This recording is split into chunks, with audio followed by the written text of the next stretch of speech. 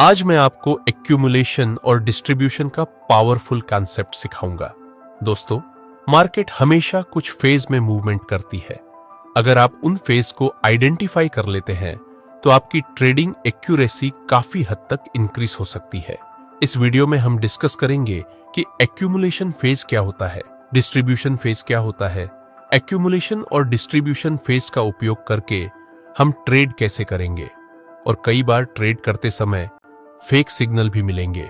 उन्हें कैसे अवॉइड करना है, आइए समझते हैं। एक्यूमुलेशन फेज क्या होता है?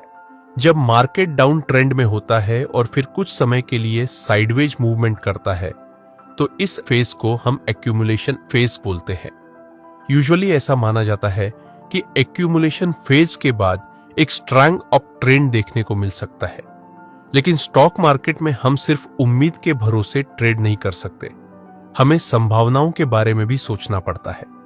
जैसे यहां पहले डाउन ट्रेंड था, इसके बाद मार्केट बार बार इस सपोर्ट से ऊपर जा रहा है और बार बार इस रेजिस्टेंस से नीचे आ रहा है।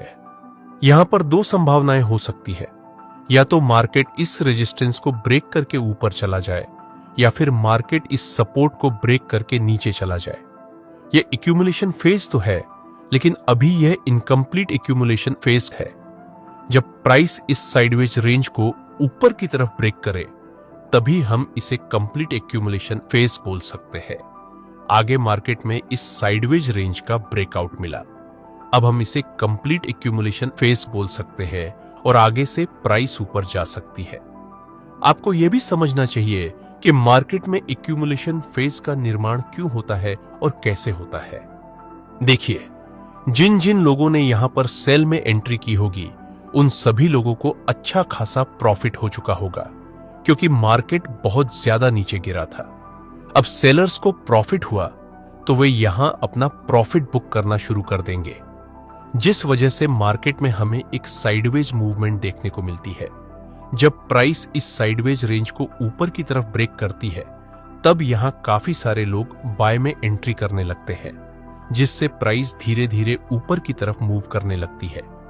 जब मार्केट किसी एक्यूमुलेशन फेज को कंप्लीट करने के बाद ऊपर जाती है तो इस पूरी अपर साइड मूवमेंट को हम एडवांस्ड फेज बोलते हैं। कुछ लोग इस एडवांस्ड फेज को मार्केट अप फेज भी कहते हैं। आइए इसका उदाहरण देखते हैं। यहां मार्केट डाउन ट्रेंड में था, फिर प्राइस इस सपोर्ट और रेजिस्टेंस के बीच में मूव कर रही थी। अभी हम इसे एक्यूमुलेशन फेज तो बोल सकते हैं, लेकिन अभी भी ये इनकम्प्लीट एक्यूमुलेशन फेज है। नेक्स्ट, जब प्राइस इस रेजिस्टेंस लेवल को ब्रेक करता है तब हम इसे कंप्लीट एक्यूमुलेशन फेज बोल सकते हैं। अब यहां हाई प्रोबेबिलिटी है कि प्राइस ऊपर जाए और एडवांस्ड फेज में कंटिन्यू मूवमेंट दे और प्राइस ने ऊपर साइड मोमेंटम दिया। अगला उदाहरण देखें। यहां एक डाउन ट्रेंड था, फिर मार्केट ने साइडवेज रेंज में मूवमेंट किया। उसके बाद प्राइस ऊपर नहीं गई बल्कि इस सपोर्ट लेवल को नीचे की तरफ ब्रेक किया और फिर आगे मार्केट ऊपर चला गया। अब जिसने भी यह सपोर्ट का ब्रेकडाउन देखकर सेल में एंट्री की होगी उसका स्टॉप लॉस यहां पर हिट हो गया होगा। यहां पर जानबूझकर सेलर्स को ट्रैप किया गया था फेक सिग्नल के द्वारा। जब लाइव मार्केट में आपको फेक सिग्नल मिलेंगे तो उन्हें कैसे अवॉइड करना है, इसका सॉल्यूशन मैं वीडियो के अंत में बता दूंगा। आइए देखते हैं एडवांस फेज के बाद कौन सा फेज आता है। अब आप बताइए, जिन जिन लोगों ने यहां पर बाय किया होगा वे सब कहीं ना कहीं तो अपना प्रॉफिट बुक करेंगे, और जब बायर्स अपना प्रॉफिट बुक करेंगे तो मार्केट थोड़ा सा साइडवेज रेंज में मूवमेंट देगा, है ना? तो एडवांस फेज के बाद प्राइस साइडवेज मूवमेंट देती है। ऊपर से जब प्राइस इस साइडवेज रेंज का ब्रेकआउट देती है तब हम इसे रीएक्यूमुलेशन फेज कह सकते हैं। उदाहरण के लिए यहां मार्केट एक्यूमुलेशन फेज में था, उसके बाद एडवांस फेज या फिर मार्कअप फेज और फिर से एक साइडवेज मूवमेंट के बाद ऊपर की तरफ ब्रेकआउट।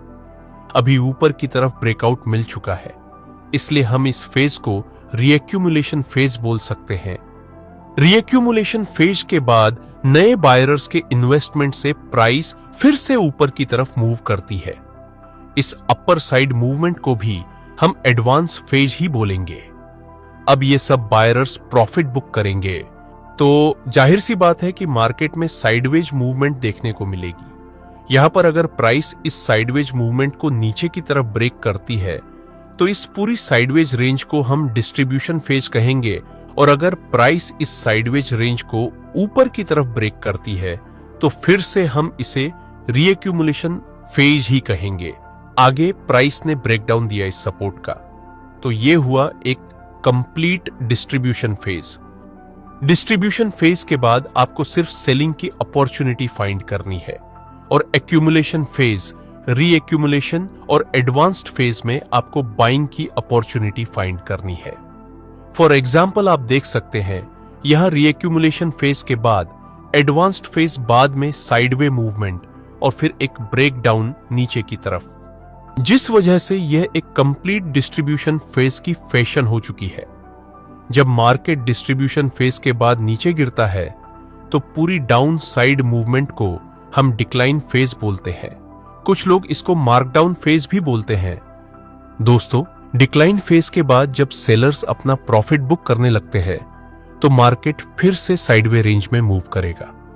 यहां अगर मार्केट इस साइडवे रेंज को नीचे की तरफ ब्रेक करे तो इस फेज को हम डिस्ट्रीब्यूशन फेज कहेंगे, और अगर ये साइडवे रेंज ऊपर की तरफ ब्रेक होती है तो इसको हम डिस्ट्रीब्यूशन फेज नहीं कहेंगे। क्या कहेंगे वो अभी आगे डिस्कस करते हैं। आप देख सकते हैं फॉर एग्जाम्पल यहां डिस्ट्रीब्यूशन फेज, बाद में decline phase, next sideway range के बाद फिर से डाउन ट्रेंड, इसलिए यह डिस्ट्रीब्यूशन फेज हुआ और ये डाउन साइड मूवमेंट को हम डिक्लाइन फेज ही बोलेंगे। और लास्ट में डिक्लाइन फेज के बाद मार्केट साइडवेज रेंज में फंसेगा, और अगर ऊपर की तरफ हमें ब्रेकआउट मिले तो इसको हम एक्यूमुलेशन फेज बोलेंगे। इसी तरह मार्केट एक्यूमुलेशन डिस्ट्रीब्यूशन की साइकिल में मूव करता रहता है। दोस्तों, ऐसा जरूरी नहीं कि मार्केट इन सभी फेज से गुजरेगा ही। मेरा कहने का मतलब है कि कई बार ऐसा भी होगा कि एक्यूमुलेशन फेज के बाद रीएक्यूमुलेशन ना हो और मार्केट डायरेक्ट डिस्ट्रीब्यूशन फेज की फॉर्मेशन बनाकर नीचे आ जाए। इसमें आपको ब्रेकआउट और ब्रेकडाउन का ध्यान रखना है और ट्रेड लेना है बिना कोई जल्दबाजी किए। अब समझते हैं इसमें ट्रेड कैसे लेना है और फेक सिग्नल को कैसे अवॉइड करना है। जब मार्केट साइडवे रेंज में हो तब आपको इसमें ट्रेड नहीं करना है। अगर मार्केट एडवांस फेज में है तो आपको बाइंग की अपॉर्चुनिटी फाइंड करनी है, और अगर मार्केट डिक्लाइन फेज में है तो आपको सेलिंग की अपॉर्चुनिटी फाइंड करनी है। आइए एक उदाहरण से समझते हैं। मार्केट अभी डाउन ट्रेंड में है, नेक्स्ट प्राइस साइडवे रेंज में मूव करती है। अगर यहां प्राइस ऊपर की तरफ रेजिस्टेंस को ब्रेक करता है तो हम इसको एक्यूमुलेशन फेज कहेंगे।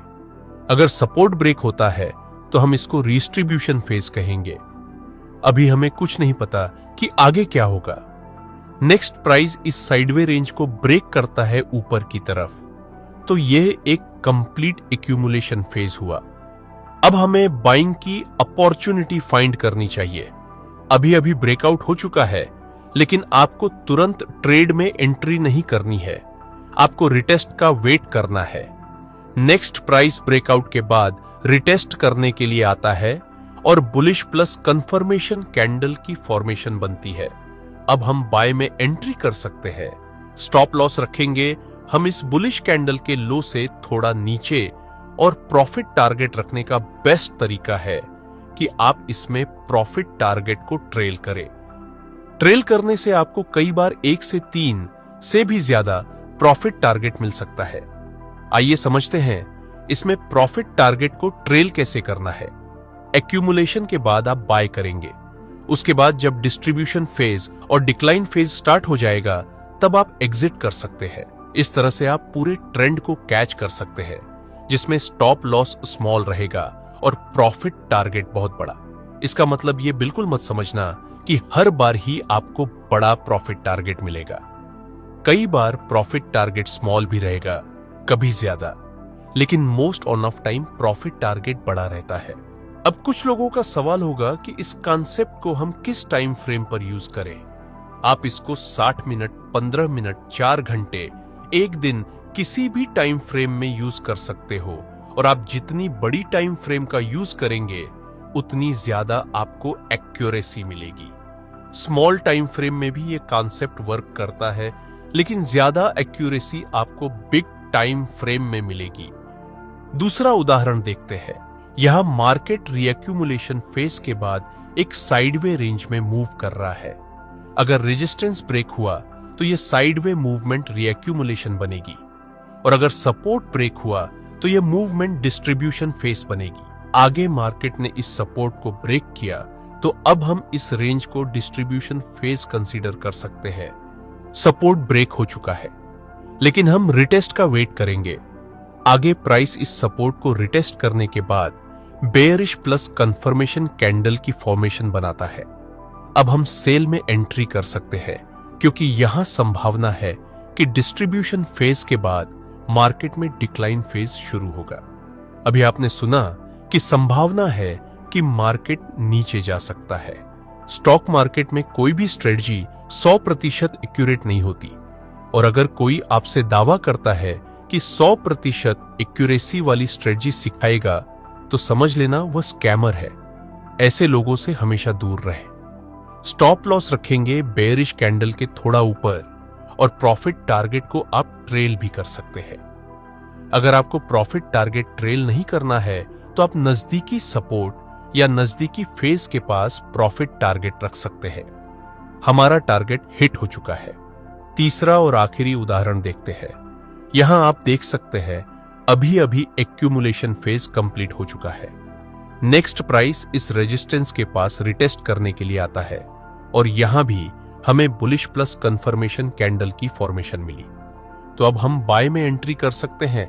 स्टॉप लॉस बुलिश कैंडल के नीचे और प्रॉफिट टारगेट नजदीकी रेजिस्टेंस पर या फिर ट्रेल करना है। शुरुआत में मैंने बताया था कि कई बार इसमें आपको फेक सिग्नल भी मिलेंगे। आइए समझते हैं उनको कैसे अवॉइड करना है। पहला रूल फेक ब्रेकआउट को अवॉइड करने का, हमेशा रिटेस्ट का वेट करना है। दूसरा, जब मार्केट इस तरह से एक्यूमुलेशन बनाता है सपोर्ट से थोड़ा सा ऊपर, तब एक संभावना रहती है कि प्राइस यहां लिक्विडिटी गैप करने के लिए नीचे आए और बाद में ऊपर की तरफ मूव करे।